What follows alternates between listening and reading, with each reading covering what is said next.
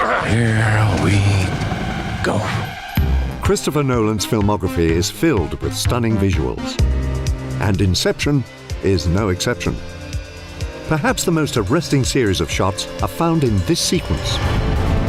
It's a scene that bends the laws of physics with almost zero CGI. So how did Nolan and his crew make this dream a reality? This is how they shot it.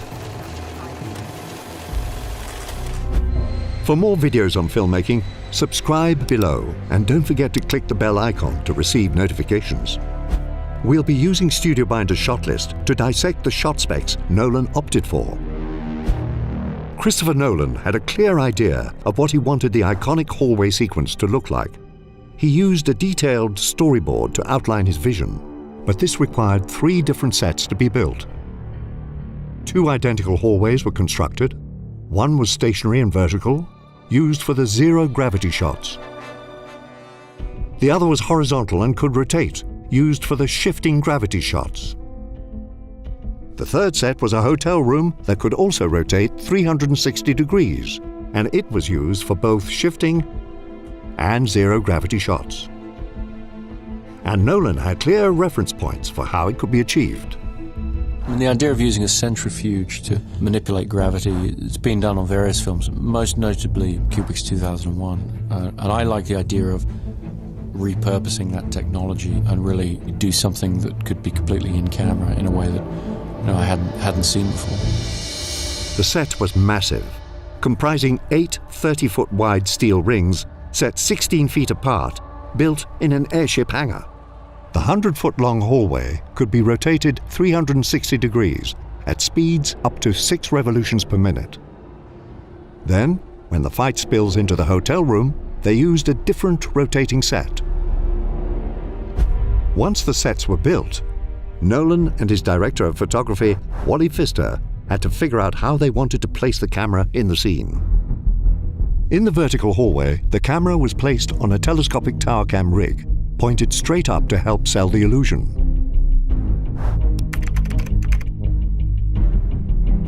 And in the rotating set, 2 camera rigs were used. Depending on the specific shot, the camera would either be on a techno crane or it was mounted to a rail system hidden in the grooves of the carpet. Each camera placement had its own specific purpose. The camera that was not mounted to the floor is only up there for a moment, so you can start to feel the rotation of the hallway. And then there's a camera mounted to the floor that we dollied along, which both required intricate camera movement, as special effects supervisor Chris Kobold describes. We programmed the camera to be at a certain point of the revolution when the actors were in a certain position. Because the entirety of the rotating hallway would be seen on camera, lighting had to be almost completely practical, meaning the lighting fixtures seen in the shot were the main sources of light in the scene. The lighting crew placed 6 150-watt photo floods into each ceiling lamp. Other lighting included sconces and a soffit, which was fitted with nook lights with 1,000-watt globes diffused behind milk glass. Once the technical aspects were ironed out, the team still had to figure out how to choreograph a groundbreaking fight scene. Actor Joseph Gordon-Levitt did his own stunts and spent weeks rehearsing the sequence. What made that whole sequence, but Joseph Gordon-Levitt, he spent over a month with us rehearsing, exercising, doing physical gym work to get certain parts of his body stronger so he could deal with the stresses of the wire work and the corridor spinning and stuff like that. A large portion of the hallway fight is played in a single take to help sustain the illusion, as editor Lee Smith explains. We did elect to play it in one shot simply because our immediate response when you first see the footage is it just doesn't look possible. Once in the hotel room, the scene became even more dangerous for the actors. The room was built on another rotating rig, but its dimensions were much wider, making a potential misstep more serious. The crew thus had to change the speed of the room's rotation throughout the shot so that the actors could keep up. The other challenge was to simulate zero gravity.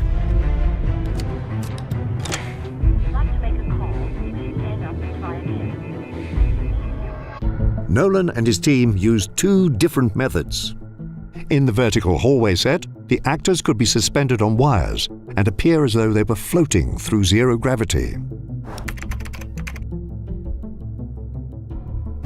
The only real use of CGI in these scenes was to paint out the wires and fill in parts of the set. The second method eliminated the need for wire work altogether. Instead, the actors rode on a rolling counterweighted rig similar to a camera dolly or child's seesaw.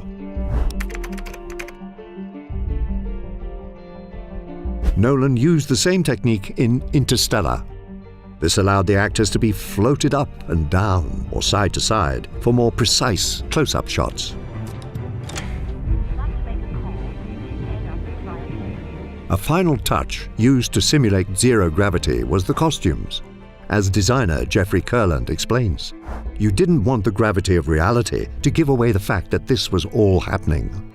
So I had to wire his shoelaces so they stayed where they were supposed to stay. The pants were slightly stiffened so they didn't fall onto his ankle. There's a lot of little things just to convince the audience that this was actually happening.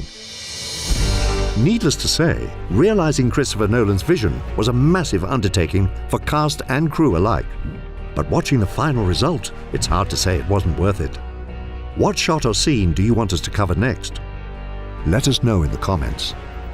Next time you're planning your own project, be sure to use Studio Binder to do everything from shot listing to scheduling. Preparation makes dreams come true. You mustn't be afraid to dream a little bigger, darling.